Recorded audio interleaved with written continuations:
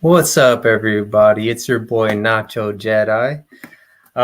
So normally I do this on Wednesdays, but due to schedule conflictions, I couldn't do it. So I'm gonna be moving it to Fridays now, bi-weekly, at 8 o'clock Eastern Standard Time. I'm glad that you guys are with me. I'm excited to do this episode. This is the first time I'm actually alone doing it. I don't have no special guests. Sorry. The last three were fun. Having my sister on the first episode, my best friend Danny, and his girlfriend Dilcia on the last three episodes. This time I'm solo. And today we're going to be actually talking about Star Wars Episode 1, The Phantom Menace. In this episode, I'm not going to just sit here and break down the movie. I want to talk more about how the characters kind of develop, like their motivations in a sense, how it is to get a good character or like leave room for a character to grow and develop. And we'll go through the different movies, probably make multiple episodes of this topic so we can actually dig deeper into kind of how to write the story, how the plot works, and not just for Star Wars, but other movies as well. So if you have a movie that you really like and you feel like, you know, there's similarities between Star Wars and that movie, feel free to say something in the comments. I'll try to pay attention to it and, address it as well. But yeah, let's get the show on the road. Star Wars Episode 1, The Phantom Menace. So for those who haven't watched Star Wars, one, shame on you. But the whole premise of this, the original trilogy and the prequels, is the rise of Anakin Skywalker and Darth Vader and his redemption, his fall and his redemption. In a nutshell, that's basically it. And in Star Wars Episode 1 is where we sit here and get introduced to all the characters that play a part into his life. Him, his mother, his master Obi-Wan, the Jedi Council, Palpatine / Sidious, and even Darth Maul obviously is a part of this story. And the whole thing, when it comes to character development, is leaving them to, one, grow, and two, have some sort of conflict that allows them to grow, or having them have a mentor, something that's kind of steadfast, so you can see the difference between the two characters, in the sense of Star Wars as specifically. And we're just going to go through a couple different clips. We're going to see the introduction of mainly the main characters, starting from the very beginning of the movie, and we'll just kind of work our way down till we get to Anakin. Like I said, we're going to probably do a couple different episodes of this, so we'll break down different people. We'll break it down different parts of the movie, and my favorite part, we'll probably get to the score, because everybody loves John Williams. I haven't heard anybody say that they didn't have like the John Williams score in any of his movies that he's a part of. So let's get to it. I am going to start off with this very first clip. Is just set the background. The movie just started, and in Episode 1, they do a really good job on kind of introducing the characters pretty quickly. And within the first 10-15 minutes, you kind of gotten introduced to all the main people who play a part of this saga. So starting it off, we'll start with this video right here. I have a bad feeling about this. I don't sense anything. It's not about the mission, Master. It's something elsewhere. Elusive. Don't center on your anxieties, Obi-Wan. Keep your concentration here and now where it belongs. But Master Yoda said I should be mindful of the future. But not at the expense of the moment. Be mindful of the living force, young Padawan. Yes, Master. See, so as you can see right there, you already have the difference. Two characters already introduced immediately. You have the Master and the Apprentice, Qui-Gon and Obi-Wan. Obi-Wan already is a little on edge. He's kind of sensing something weird, and his master's like telling him to relax, like, hey, yes, you might feel this, but don't let this cloud what's going on here right now where we're at. So that's already something that would allow Obi-Wan to grow in the future, so he doesn't sit here and dwell too much on that. And it also shows the difference between the teachings of Master Yoda a little bit from Qui-Gon Jinn and how he was different from the Jedi Council as a whole. There's a whole lore and a bunch of stuff that gets really deep into it on the difference between Qui-Gon Jinn and like how he's kind of different than other Jedi masters. And people have their theories on how he would have been a better master for Anakin than Obi-Wan was, because Obi-Wan wasn't ready in a sense. But you still see this difference, and you see how one is already, trained professional. He knows what he's doing, type of thing. He's calm, cool, collected. And then you have the pod one, which is a little on edge, like I said, but he still has time and a place to grow. And this also, you can like tie it into later on in the movie when Anakin and Obi-Wan do become Master and Pod One because of Qui-Gon Jinn departure of the movie, on why it kind of also was detrimental to Anakin in a sense in the long run, because he didn't have that seasoned master like Qui-Gon Jinn. He had a less seasoned individual, which in Obi-Wan, which it's nothing bad against Obi-Wan himself. It's just when you are kind of thrown into the fray, into the fire, you don't do everything right. And that we'll see later on in probably episode 2 and episode 3, of course, their relationship even further. But this really lays down the foundation of kind of who Obi-Wan is and who Qui-Gon Jinn is already in the beginning, and eventually to how Anakin's going to be later on down the line. So when it comes to trying to develop the character, like I said, you need to have a space for them to grow. So this gives Obi-Wan that space. Like, okay, he obviously is not fully trained yet. He's still really good, because you'll see in other parts of the film, he knows what he's doing. He can fight. He's really intelligent. It's not like he's, incompetent of any kind. He just lacks that experience that that Qui-Gon Jinn has as, a Jedi Master. So as we continue on, another big thing is to already know kind of who the antagonist is. In this film, it's different because I think George Lucas does a really good job when he kind of writes this, because we already know, if you watch the original trilogies, the main bad guy is Darth Sidious. He's the main bad guy. He is the puppet master of everything that goes on in the films.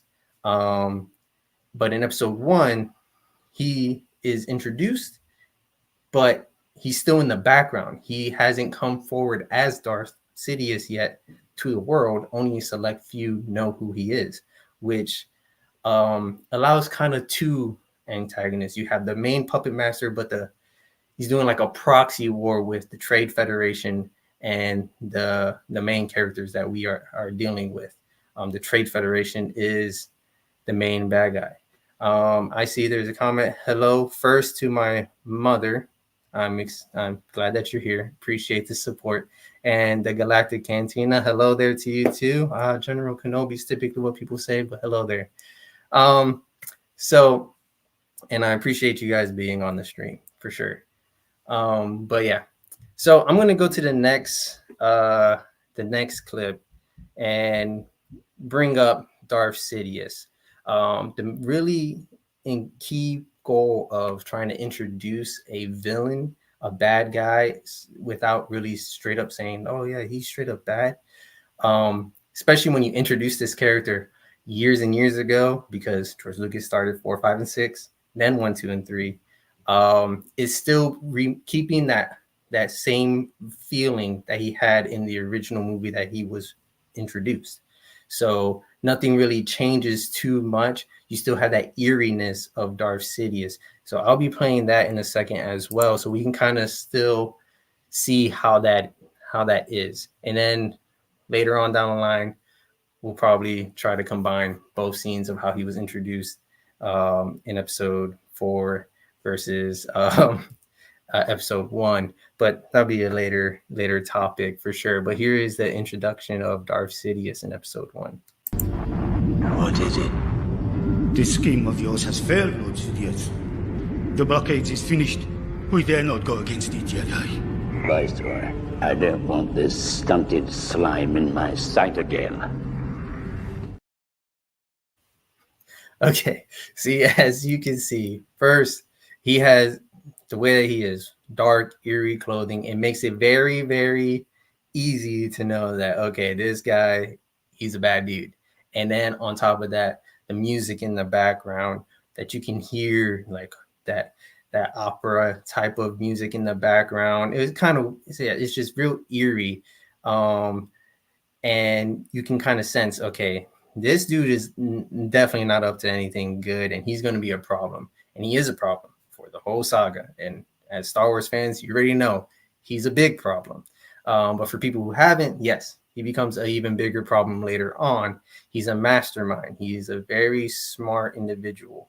And throughout the films, you will see how he continues to manipulate things on both sides of the war. He is that ultimate puppet master, orchestrating everything. You can see that he has no respect for the people really below him. He called him a slime. Was it? I forget. I messed up the line. But yeah, it called him a slime or whatever. But yeah, it's definitely somebody that really knows I am the man. You all are just really just my tools, and you better respect me and get this dude out of my face because I don't want to deal with him. I'll deal with you, but not him. Like, why are you wasting my time with this guy? But yeah, that is a good way to introduce somebody without fully diving into them. It's a small little thing, small conversation that they're having. You know, okay, this dude is really in charge of everything. I don't know exactly who he is because he's covered up. But you know that he's a bad dude. And these guys, these other dudes that he's dealing with, Viceroy and Gunray, are not as bad as this dude. They're bad because they're just letting him control them. But we'll continue on with another clip. So now, with every single struggle in this movie, we have the Trade Federation is doing a blockade on the planet of Naboo. And at this time, Padme Amidala, she is the queen. She is queen of Naboo at this time, very young, inexperienced, but at the same time, you can see in her scene when she's introduced, mind you, this is going one after the other. This is within like the first 20 minutes of the film where all these characters are kind of being introduced, and you can kind of see like how they are in these different situations. Obi-Wan, inexperienced, not as calm, cool, and collected as Qui-Gon, but kind of getting there. Qui-Gon Jinn, very steadfast. He knows what he believes in. You know, he is in control of his emotions, of the situation that's going on. Darth Sidious, also very experienced, very in control of everything that he has. Now, we're going to sit here and see Queen Amidala and how she reacts and how she is in this situation as well, because this is happening to her planet. It's being blockaded. So we'll see how she reacts to the individuals that are doing that when she gets introduced. So here is Queen Amidala. Transmission from the planet. It's Queen Amidala herself. At last, we are getting results. Again, you come before us, Your Highness. You will not be so pleased when you hear what I have to say, Viceroy. Your trade boycott of our planet has ended. I was not aware of such failure. I have heard that the Chancellor's ambassadors are with you now, and that you have been commanded to reach a settlement. I know nothing of any ambassadors. You must be mistaken. Beware, Viceroy. The Federation has gone too far this time. Yeah. So, with Queen Amidala, you can see that she's trying to stay that very powerful figure. She knows people are relying on her, that she has to be the decision maker, and that she has to be the strong person in that group. So all the people around her don't start to waver. throughout the film, you will see people start to be like, hey, we got to stop doing this. Like, what are you doing? We shouldn't be doing this. She kind of gets influenced every which way a little bit, not too much where she's making drastic decisions, but you can kind of see a little bit of a conflict within her character, just slightly, because she is also very young, and she's trying to be the strong leader, and fighting for that respect a little bit too. You really have to pay attention to her character to really see a little bit of a struggle and conflict within her on like, okay, I need to make sure that I am the individual that is still in charge. But I will say she is a very strong character overall in the trilogy, because as people know, if you're a Star Wars fan at all, you know that Padme is very, very stubborn. She's very headstrong. She will do what she's going to do. No one can really stop her. It doesn't matter if you're her husband. It doesn't matter if you're another Jedi Master or a friend or anybody. If she has her mind stuck to something, she's not wavering from it, which is probably why they elected her to queen, because she was a very strong and steadfast woman. And she's a really well-written character overall, just not in just this movie. Her role is not as significant as all the rest, but her planet is the focal point of the movie, and the writing of the story allows her to kind of have that moment where we remember that, okay, this is all happening on her planet. This is her turf. She's the one that really has to make the decisions on how everything goes in here. She does lean on, the more experienced people around her. And eventually you will see that when Qui-Gon Jinn shows up and Obi-Wan shows up, they have conversations as well. But I won't be showing that on this one, but you have to watch the movie again to kind of see that. You see a little bit of a confrontation sometimes between her and Qui-Gon Jinn, because she goes into disguise for the most part as a handmaiden. But overall, she's very strong. She's a very well-written character. And then you see her growth over time throughout episode 2 and episode 3. And if you even wanted to, you can go to the Clone Wars series and see her character even more developed there. And you kind of see this consistency with how she is in the movies versus how she is in the Clone Wars. Very well written character. I know a lot of people really love Padme as a whole. I think Natalie Portman did a really good job representing her. I think so far everybody that they casted in these movies were really good picks. Yeah, I really didn't have any complaints, especially when I was a kid. This movie came out in 1999. I wasn't that old yet. So as a kid, you're just kind of experiencing it and just like kind of going with it. It's a fun movie to watch. There's shooting and stuff and smoke and all these crazy robots and stuff. So that was really cool to begin with. But yeah, so I'm going to continue on with the introductions. Okay. So we have a couple serious characters that we've already seen. Seen one very weak character in Viceroy and Gunray. They're not super strong, but they're very consistent in themselves. Those two minor characters, in a sense, they stay very consistent with how they are also in the other movies and in the Clone Wars series. They're kind of bought. They kind of go where the money is, and they're afraid of Darth Sidious the whole entire time. So they just kind of stay in their lane and do their thing that they have to do in favor of Darth Sidious. Now, the next character that gets introduced gets a lot of love and hate, I would say. In the beginning, more hate than love. As a kid, I really believed that the dude was kind of funny. And you guys are kind of already, if you watch Star Wars, know who I'm talking about. But I'm not going to say it. I'm just going to play the clip. And you guys will know relatively soon.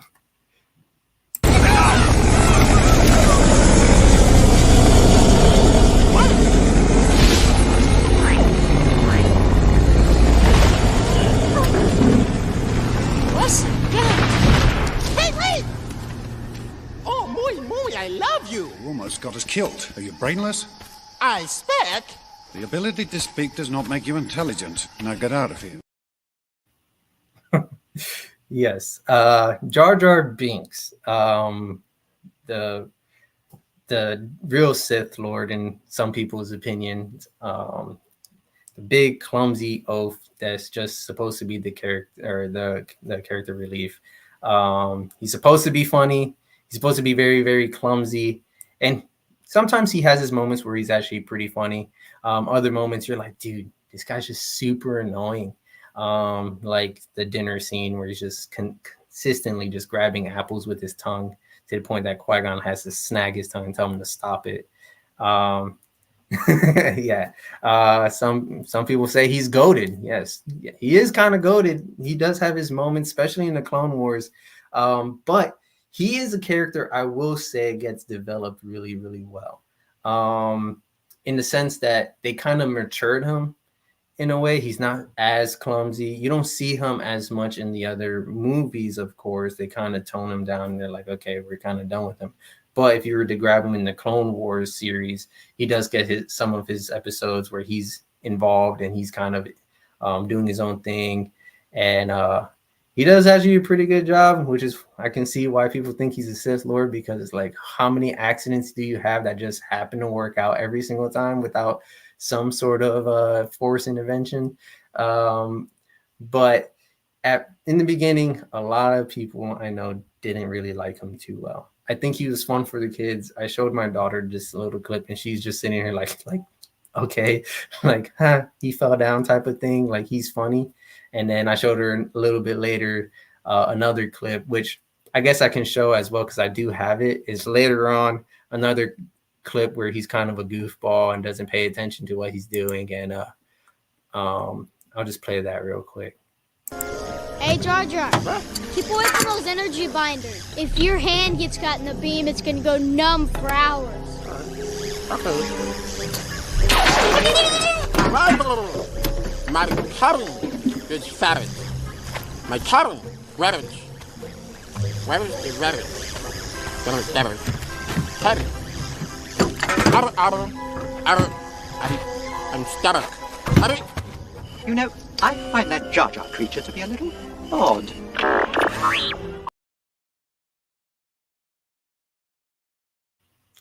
And I think C-3PO spoke for us all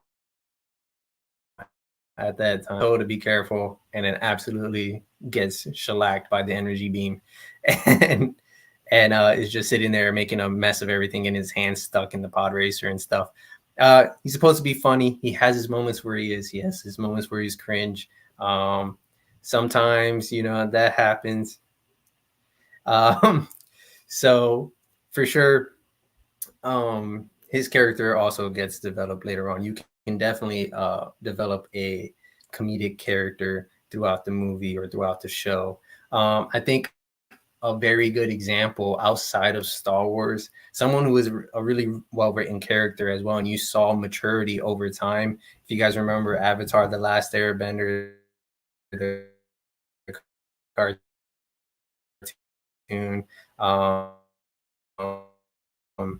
not the movies, and not the Netflix show. I'm having some lagging. Okay, cool. So outside of that, you have Sokka.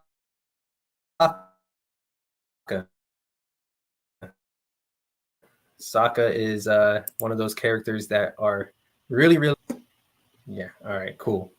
So he gets developed over time. He's still funny throughout the whole show, but you see Sokka himself go from kind of just a goofball. He's not a very serious warrior, but over time he becomes a swordman. He becomes a master of using the sword. He learns a lot more. He's very tactical. People recognize that he's actually really intelligent. He's a really good strategic planner. But that was shown over time. It's not like he was immediately great at everything he did. He actually kind of sucked at everything. He was always getting whooped.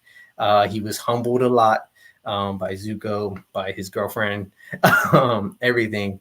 He was just getting shellacked throughout the whole show. But eventually you see him grow and grow and become a better man, a better developed character in that sense. Now, being a writer, it is actually very, I want to say it's difficult to make sure that you develop them in the right way. They have to have external reason why they're doing what they're doing, and that will affect their internal reason on why they're doing the things that they do.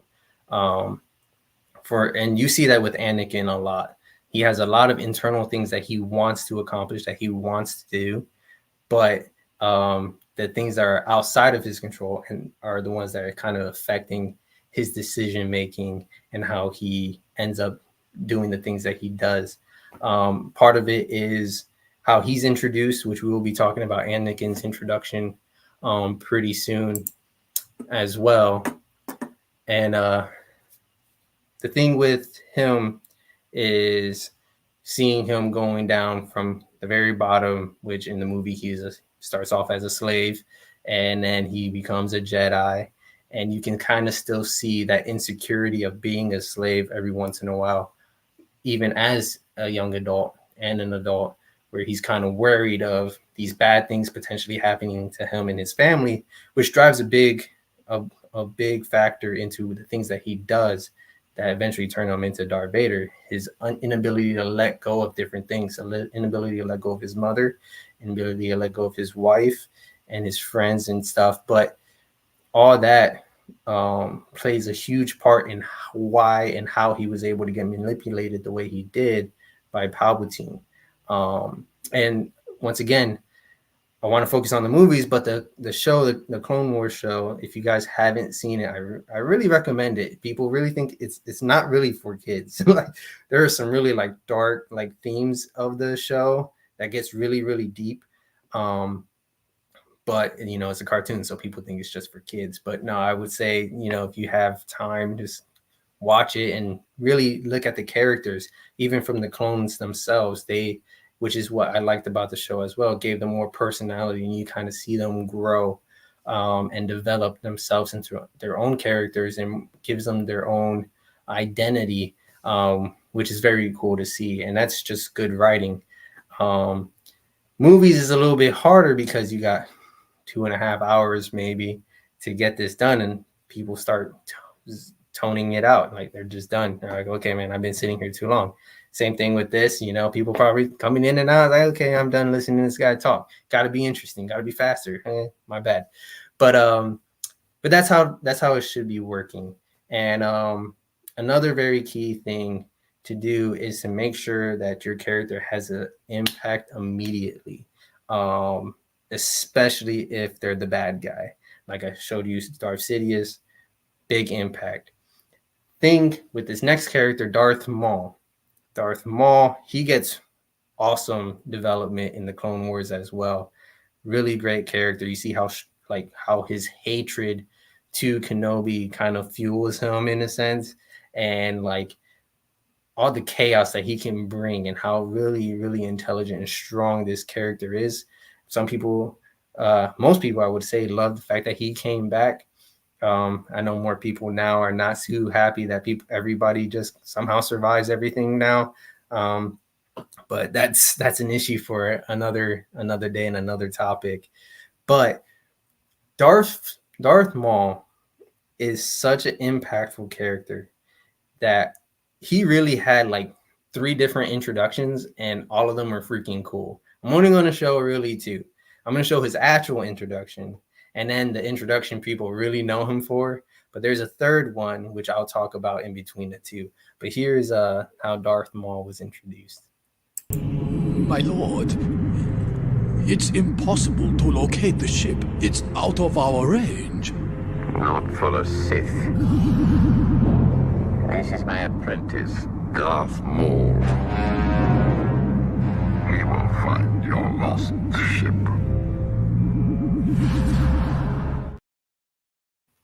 Yeah, just sitting there menacingly, to quote SpongeBob a little bit. But Darth Maul didn't have to say anything in that whole scene. You already knew he was just about that business. That's all you need to know. This dude is gonna get things done, and this dude is gonna be a big problem on the behalf of Darth Sidious. Already makes you fearful. The way that he looks, all black again, very traditional, very basic way to just say that's a bad guy. it works just about every single time. You could just throw dark clothing on somebody and just make them stand there, and they're gonna look pretty menacing. But him specifically, he resembles the devil in a sense. He's red, he's black, he has the crazy, yellow eyes, just sitting there, just staring into your soul, just through the screen. You're like, oh, dude, I wouldn't want to fight that guy either, type of thing. That's his actual introduction. That is the first scene you really see him in the movie. And then later on, you have a fight scene between Qui-Gon Jinn and Darth Maul in Tatooine. After they get Anakin, Darth Maul comes in right off rip, just fighting, going crazy, has Qui-Gon on his toes a little bit. Qui-Gon's trying to fight back and then manages to escape. He's like, that dude was kind of crazy, that's paraphrasing. But yeah, he's a very difficult character. He was designed to be that dude who's like, okay, this is going to be a problem for sure. This guy, he wore me out by myself, and I'm a Jedi master. And it doesn't even look like he broke a sweat. And it didn't look like Darth Maul broke a sweat. He's staring at the plane taking off, and he's just standing there in the desert in all black, like two suns, like it ain't hot. But but he's a really well written character in the sense that he doesn't have to do too much. Being very minimal works for him. It works for his character. He doesn't have to have long speeches. Like in some movies, they really try hard to make sure that the person has, crazy speech, let's get them, let's kill these people, we're very bad. Some people don't need that. Some people just need to walk into a room, and Darth Maul is one of them. And everybody knows Darth Sidious is one of those people. Darth Vader is definitely one of those people. Like, they are very iconic people that you can see, especially Darth Vader. Everybody knows that he's like the most iconic villain of all time in cinema. Like, everybody sees that costume and everybody knows that's Darth Vader. That dude's for real. Very similar to Darth Sidious and Darth Maul. And that's the whole purpose of the villain, even if you have two. And don't want to go back to Avatar, but it's the exact same thing with Avatar: The Last Airbender with Fire Lord Ozai and then his daughter Azula. Azula is a problem as well. She ain't Fire Lord level problem, but she's a problem, and she's very menacing as well. And she ain't one to slouch on. There's also a bunch of other movies that are the same way. You can go to The Dark Knight with the Joker. Very beginning. You already know. Dude's kind of crazy.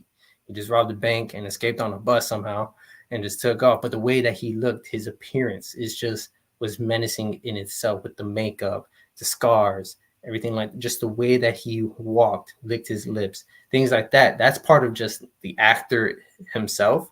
But writing wise, you got to make the character make sense in the way that he's being portrayed as well. The actor has to have that balance between, doing their own thing, but at the same time following how the character is written. So it matches. You can kind of see when an actor wants to do one thing, but the way that is written is another, and it just doesn't mesh well. And you have a really weird character. You're like, I'm not really feeling that. That guy is not memorable. Some people are extremely memorable, and that's sometimes just on the way that they look. Like, you already know Darth Vader looks by the way he looks. Thanos, Thanos because of the way he looked, right off rip. Big dude, purple, the freaking glove. He's going crazy. You already know. But that's how you know that a character is pretty well written, and just filmed in the right way. That's really good usage of that character and how to really make them look more menacing. Darth Maul is an amazing character. And then we have young little Anakin Skywalker. He gets introduced next into the movie. Like I said, he's a small kid, slave. He's not really, formidable at this time. But we'll just take two clips, but I'm gonna break them apart. So here's how he's really like the very beginning of his introduction. We have lots of that. My droid has a readout of what I need.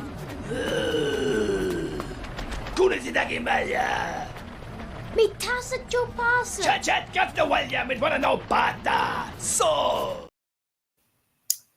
So as you can see, he has no respect. He is very bottom. He has an owner.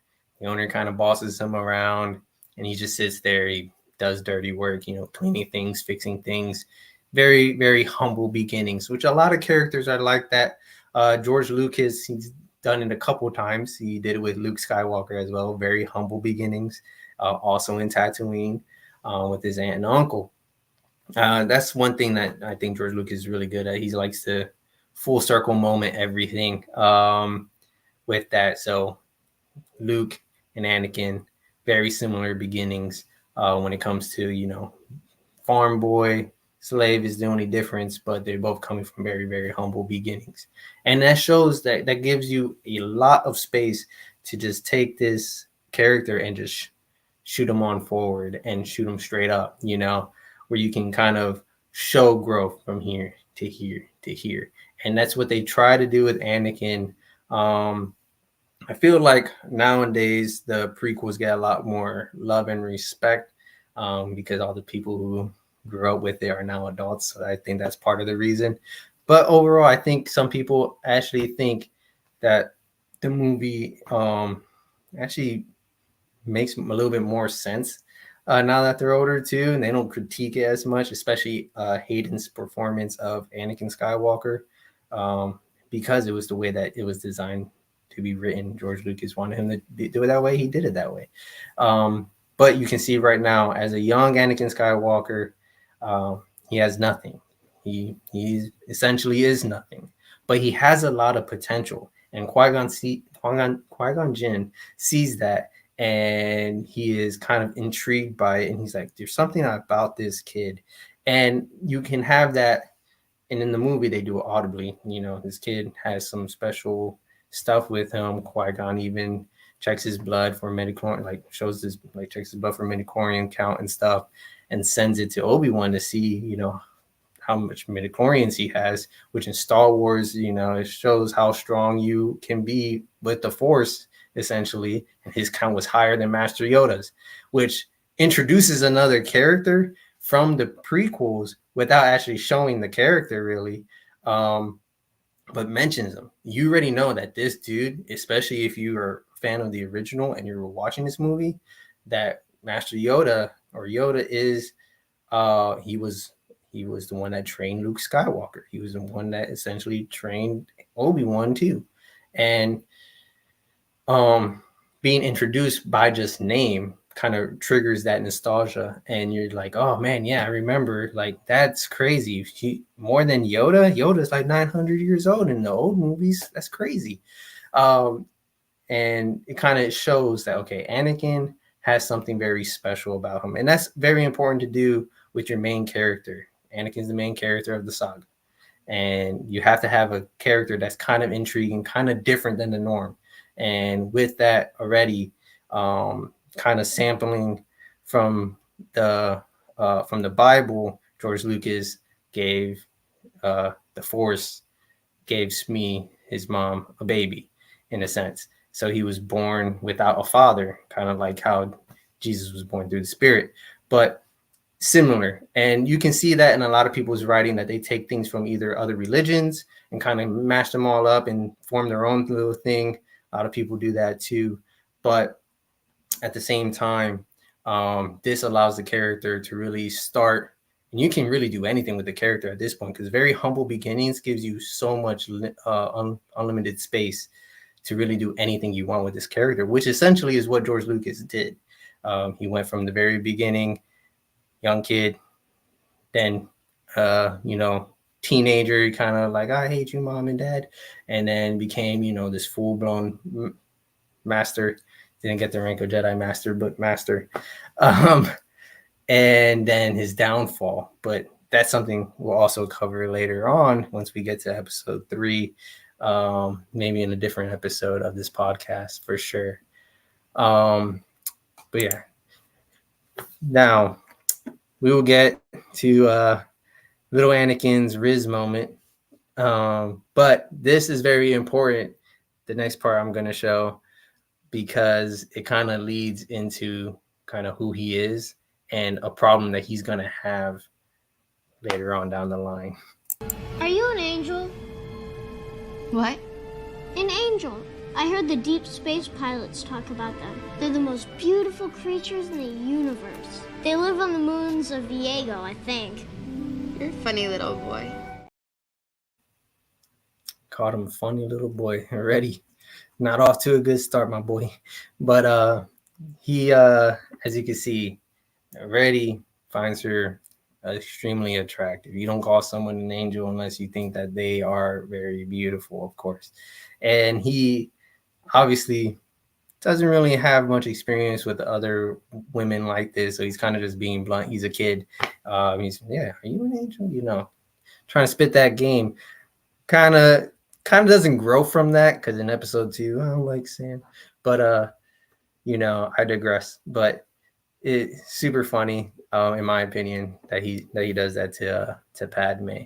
But it kind of already starts that dynamic between the two of them, because as you see throughout the film, that they get more and more involved. Like, they get closer. He makes her a necklace. She, you know, oh, you cold type of thing. She's always comforting to him, and he's always reaching out to her, especially without his mother there. So he kind of leaned ready towards another female character that can help him, and I guess he was more comfortable with. But as you see with that relationship, later on, you see that becomes a problem, especially in episode 2, and definitely in episode 3. How much of an issue that relationship becomes, especially as a Jedi.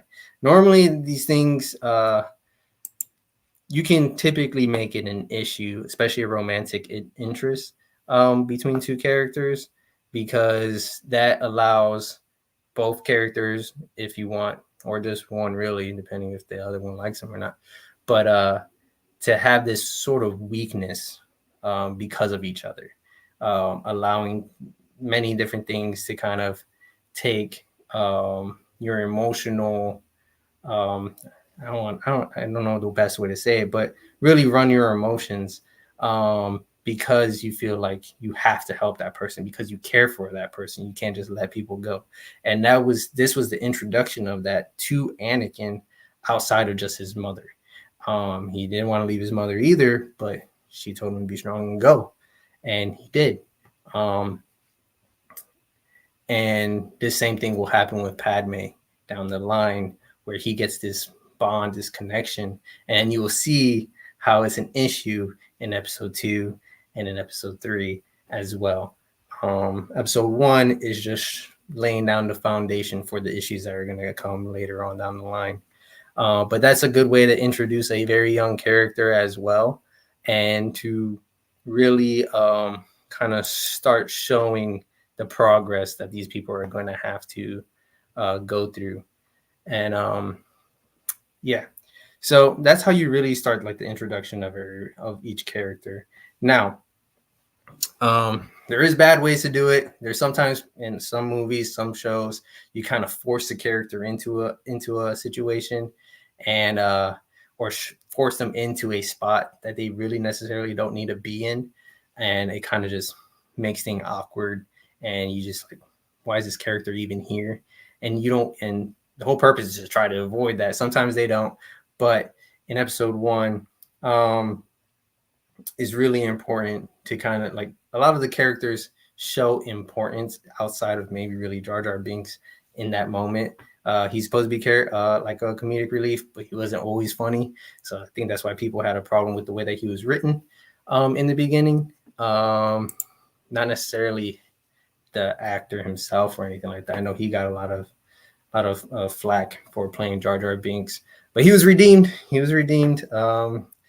Playing a Jedi. But yeah, so the last thing I want to talk about is, like I mentioned earlier, Darth Maul had like 3 different intros. He had his main intro where he's just standing there menacing. Then he had his intro into the actual combat focused area where like, okay, this dude knows what he's doing, and where did he come from? Because this is the first time he was introduced to the Jedi like that. He hasn't been seen by them yet.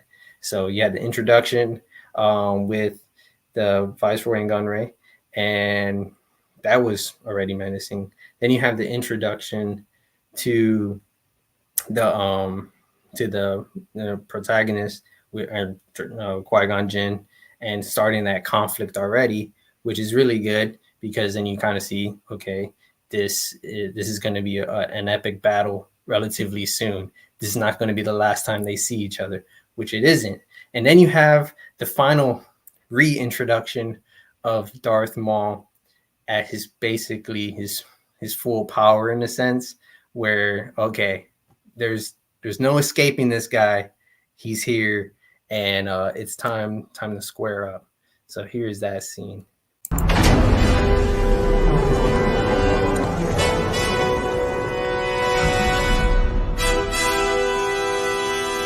We'll handle this. We'll take the long way.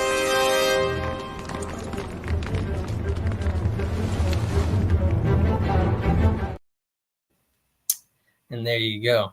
And you already know, as soon as the music starts, which John Williams does a fantastic job of writing the music for all the Star Wars movies. Every movie that John Williams is involved in has banger music. Like I can listen to all of them and I'll be fine. Like I don't have a dull moment listening to his music. He makes a phenomenal job, which is very important in cinema, especially when you're dealing with characters like Darth Maul, Darth Vader, especially the evil characters. But you can change the tone of the music of the movie so quickly by the way that the music is composed, which is a very awesome thing. I do want to go through a breakdown of actual like the music and the scores in the movie.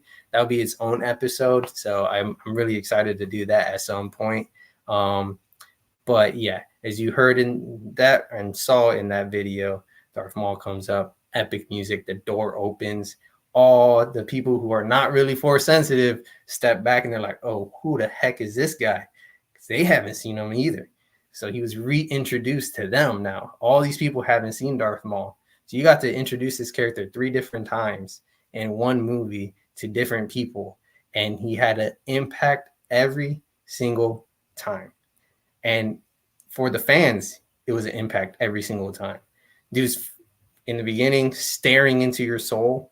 In the middle part, he is flying on a speeder and just coming straight after Anakin, and then immediately starts fighting a Jedi Master with no effort. And then thirdly, he comes in and menacing music, doors opening, and he's just standing there. He knew they were coming that way, so he was just waiting for them, which is pretty awesome. Obviously, a little Hollywood, you got to be a little bit more exaggerating, which is a good thing to do sometimes, is just really exaggerate it. And in this case, it really, really works because he comes down, he's looking down already. He's been waiting this whole time and then just gradually looks up and stares straight into all the good guys. And Qui-Gon Jinn and Obi-Wan already know, this is our fight. We have to deal with it. And all 3 of them were about their business throughout that whole fight. Epic fight scene. We'll probably break that down more. I'll get more into the story and into other parts of the movie and other episodes. But for now, this is all I really had. I hope you enjoyed talking about the different characters, how to introduce different characters, and what made these characters kind of really great later on down the line. I'm going to continue to do episodes like this. I'm going to still sprinkle in other guests throughout the show, so talking about different parts of either Star Wars or cinema as a whole. But every once in a while, I like to take a break from having guests and then do a little something like this. So for those of you who are watching, I appreciate you, and thank you for tuning in. Please like and subscribe to the YouTube channel. You can follow me on Instagram as well. I am on there at Nacho Jedi 66. But yeah, thank you everybody, and I hope you have a good weekend.